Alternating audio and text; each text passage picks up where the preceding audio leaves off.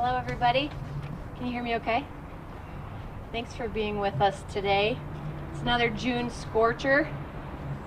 It's becoming a very commonplace temperature and experience for us here as Salt Lakers. But I think as Westerners, we're really accustomed to hot and dry weather during our summer months, but the heat waves and the drought that we're experiencing now are extreme, and they demand our attention and our action today.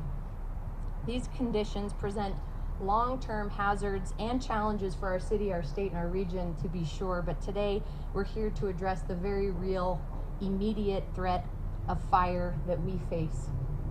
Our foothills, our open spaces, even our yards and our park strips are dry, and they could be ignited by a single spark.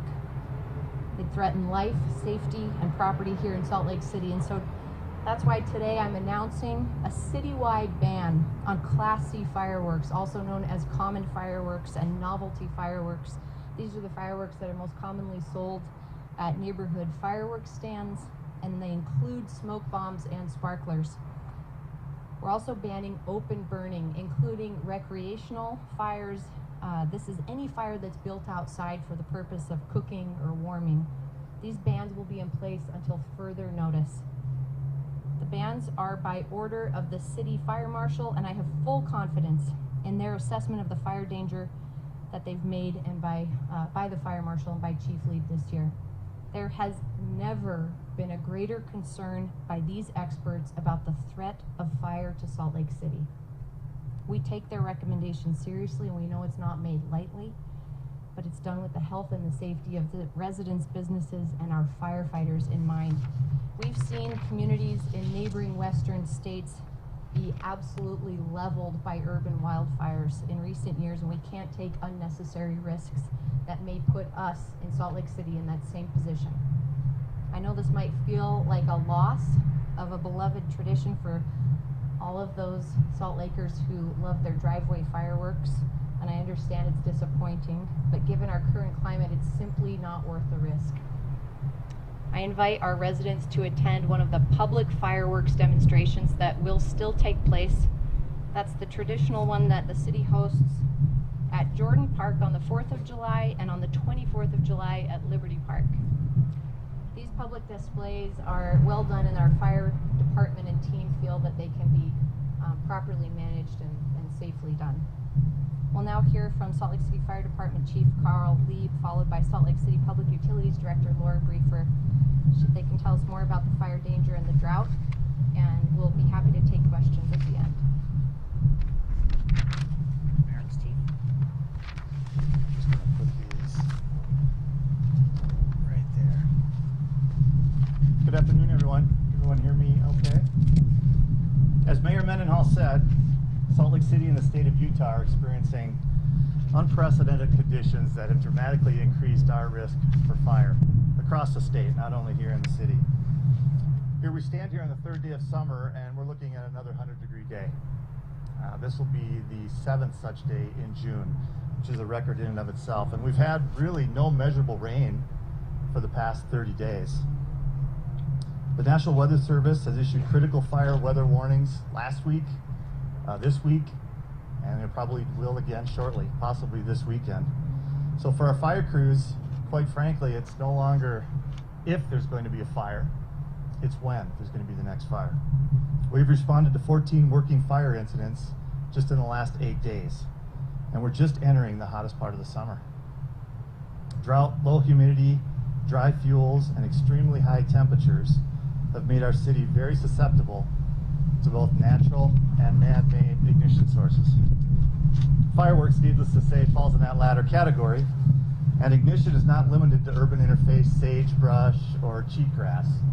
This is a risk in our own backyards. The dry brush that we have on our own properties is probably adjacent to a wooden shed, which is probably adjacent to a wooden fence, which often directs right back to the house. This is a hazard that we have some control over. It's a hazard that's completely within our means to mitigate, actually, which is why we feel a ban on all fireworks and novelties is appropriate and necessary. Salt Lake City is taking this action to try and eliminate and reduce any loss of life, injury, or property loss this summer. Of course, we understand there will be people who violate these bans. Unfortunately, just as there were individuals who violated these bans last year and the year before. But the fact that people will violate the order is not justification to ignore this common sense. People across the city are concerned about their safety. Residents are concerned for their property. Business owners are concerned for their livelihood, and I'm concerned about the firefighters. I encourage all of our residents this year to celebrate Independence Day, Pioneer Day, with professional fireworks displays, as the mayor said, on July 4th and on July 24th. This way we can enjoy the summer holidays safely, and we don't have to be concerned about burning a neighbor's house down or someone getting hurt. Well, thank you.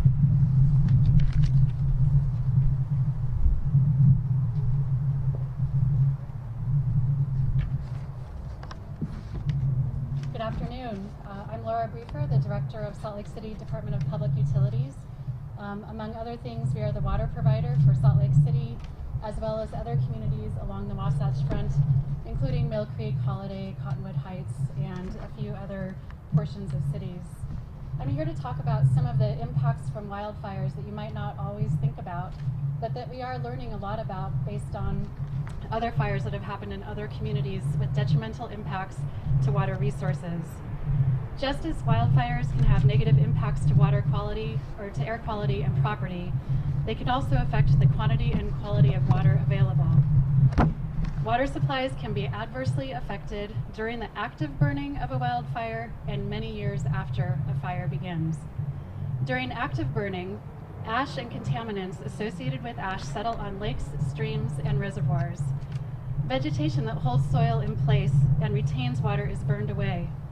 In the aftermath of a large and significant wildfire, rainstorms can flush vast quantities of ash, sediment, nutrients, and contaminants into our streams, rivers, and reservoirs downstream that we rely upon for our water supplies.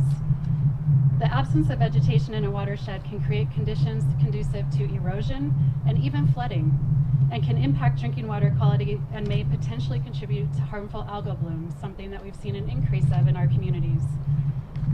Wildfires can have very specific, significant impacts to municipal water supplies, including the magnitude and timing of snowmelt runoff, and we rely upon that runoff timing and magnitude for all of our drinking water. Increased sediment loading of reservoirs, shortened reservoir lifetime, and increased maintenance costs. Increased loading of streams with contaminants such as nutrients and metals, post-fire erosion and transport of sediment and debris into downstream water treatment plants, also increasing treatment operational risk and cost, and changes in source water chemistry that can alter drinking water treatment. My department, along with our sister department, the Salt Lake City Fire Department, and our other partner agencies in watersheds that we obtain our drinking water outside of the city, all coordinate to conduct threat assessments, mitigation, and response to wildfire in our watersheds. To reduce the risk of human-caused wildfires during this drought, the following actions have been taken by Salt Lake City Public Utilities, Salt Lake City Fire Department, and our partner agency, the United States Forest Service. For the popular recreation sites managed by Public Utilities in City Creek Canyon and Affleck Park, fire ban is in effect. No campfires, charcoal, or smoking is allowed. Fireworks are prohibited in all of these areas at all times anyway. Also, ongoing monitoring of City Creek conditions along with Salt Lake City Fire Department will be happening throughout the summer. The Uinta Wasatch Cache National Forest also declared a Stage 1 fire restriction as of Friday, June 18th. The area encompassed in the restrictions includes Salt Lake City's municipal watersheds from City Creek to the north to Little Cottonwood to the south, along with the rest of the Uinta Wasatch Cache National Forest. The following are prohibited until further notice on National Forest lands: campfires unless within a designated recreation Forest Service site, charcoal briquettes unless used in established grills and within a Forest Service designated site, smoking except within an enclosed vehicle or building, and then fireworks again are prohibited on National Forest System lands at all times. We all have a part to play in protecting our water resources during this drought by following fire restrictions, being fire-wise, and vigorously applying indoor and outdoor water conservation measures. There are many resources to look to. Drought and wildfire information is now up on the Salt Lake City Mayor's website. The Public Utilities Department has watershed information that also highlights what you can do to keep it pure. We have Public Utilities water conservation information on our Public Utilities website.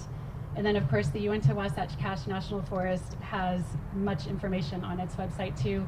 And I'm happy to share all those resources with you. But thank you very much.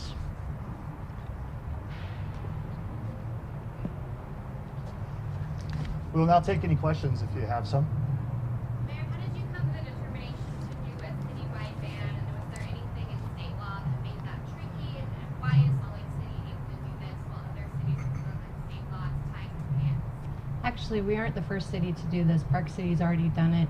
I believe Cottonwood Heights took action last night, Holiday, and some other cities are on the cusp of making a decision themselves. So we're not the first. And I didn't have to make a determination about citywide. Our fire marshal and our fire department, who are really the best and most capable experts in the city to evaluate the fire conditions, have determined that essentially the city is combustible, that there are combustible conditions present throughout Salt Lake City, not just in our wildlife and wildlife interfacing areas. So even you can see here at City Hall and Washington Square, we have dry grass. As I said, backyards, park strips. So there are a couple of paths. One is to putting fire restrictions in place. One is, of course, that May submission of the boundaries for areas where we predict that there will be a need to prevent fireworks and fires from taking place. Another is a determination that can be made by a city council, and in Salt Lake City that determination has been delegated years ago from the city council to the fire marshal. I believe that's the way it is in Park City as well. So, do you have any thoughts about state law, and does it give the cities enough flexibility to do this? we've appreciated the state leadership's focus on local control as it relates to fire prevention, and that really these folks are the experts, not the elected representatives, on when we have reached dangerously combustible conditions in a city. So we've appreciated that support, and we appreciate that we have the legal ability to put this kind of restriction in place. Right back there and then over here. Okay, in your opinion, do you think it's irresponsible for other cities to not ban fireworks as well? You know, just as the state respects the local control that needs to happen, conditions, we know we have drought conditions across the state, but it's really, I respect the local authorities' evaluation of what their present conditions look like, and I would not make a declaration that it's irresponsible of other areas to not make the same steps that we and other cities are taking right now. Yeah. That makes a vision. I talked to some fireworks manufacturers yesterday, and they said you guys are not allowed to change it because the deadline was in May. How would you respond? That's not the only path to making these kind of determinations, as I just mentioned. That is one path, but it's not the only one in the state statute. What about enforcement? What's the penalty? And police are already short-staffed. Are you really going to be able to make an impact on enforcing this ban? It's actually the fire department that does the enforcement. I'll let Chief Lee say a moment about that. People could call the non-emergency because dispatches to fire and police, so we encourage people to call 799-3000, but I'll let Chief answer that. Yeah, Chief, my same question. Do you have the staff to be able to enforce this ban? And what are the penalties for those who choose to violate? It's a good question. The penalty, it's a Class B misdemeanor with a fine of up to $1,000 if you're found to have ignited illegal fireworks. The enforcement is a challenge, and it has been a challenge for it won't just be for this year, but it has been in the past as well, because we have people that are going to ignite these fireworks in banned areas. So we collaborate with the police department. The firefighters themselves, you see some in the back of this room here, do not have enforcement capabilities. However, the fire department does have law enforcement officers in their investigative unit. So those individuals will be out on the holidays, and they will try and address some of these calls that we see on the non-emergency hotline, 799-3000. And the police as well. They have staffing challenges, which is correct. So, but if they have officers available, they can and they will respond to these calls as they come in. And we've heard that When you are in a state that sells aerial fireworks. I'm sorry, what was the first part? Is all of this when you're in a state that sells aerial fireworks? Well, it's very challenging, and the state itself has reduced, some of the hazard of those fireworks. We see the most dangerous and the most explosive outside of Utah, but of course they are brought into the state. It's very challenging. We feel like we have more control over a professional fireworks display, for instance, that we would do with someone in their backyard. And I think people get the false sense of security that they can light any form of fireworks, even the Class C and the novelties, off in their driveway, in the residential street, or in their backyard, and they feel safe about that. But we're trying to get the message out that it isn't safe. These conditions are throughout Salt Lake City. They're not just in the urban interface. Mayor Mendenhall, you said you want another way that you could ban. So, for example, this morning I talked to the Provo Fire Chief. He said they've had troubles trying to do this because of state laws. Can you maybe help us walk through how that works in Salt Lake City to make sure that this happens? Yeah, without an ability to cite the code off the top of my head, there is a pathway, which is the submission of a map to the state in the month of May with those predicted areas that we would anticipate needing to ban fireworks. There's another pathway in the code that allows for basically 4 different descriptions of vulnerability of the landscape, and all of those descriptions of the combustible nature of Salt Lake City right now apply to the fire marshal and the department's evaluation of the city. And under those conditions, or under even one of those conditions, the legislative body or the delegated authority, which in our case is the fire marshal, as I said, I believe it is in Park City as well, can make that determination. So without the chief's help, without the fire marshal, this would not have been able to get passed? Actually, the city council would be able to do it if they hadn't delegated that authority to the fire marshal. So that code applies, in my understanding, to cities across the state. No, Mayor, how long or is that just you guys working through the system? That's us working through the system. And how long were you discussing this among your partners, and when did you ultimately come to this decision?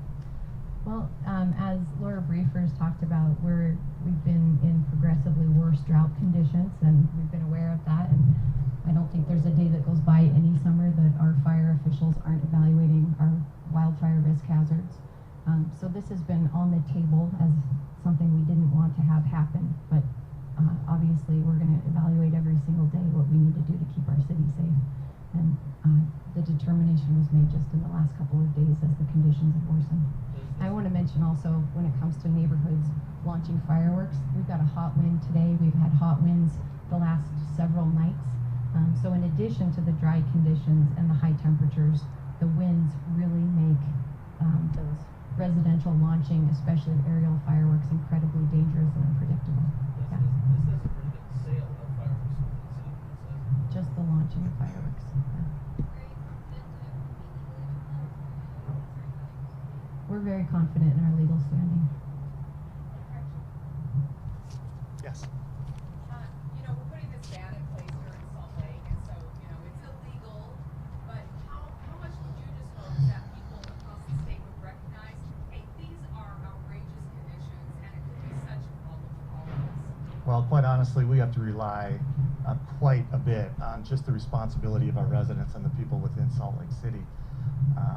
The question about enforcement, for instance, it's very difficult to enforce citywide this kind of a ban, and we expect people to be responsible and use common sense. Of course, so the ban, rather than being just a black and white, everyone is going to be held accountable for it. It sends a message that the weather is extreme and the conditions are really bad. We are in a tinderbox right now. So do the right thing, celebrate the holidays, but let's celebrate them without private fireworks. So you said till further notice, do you anticipate it being more than Yes, we do. Both July holidays.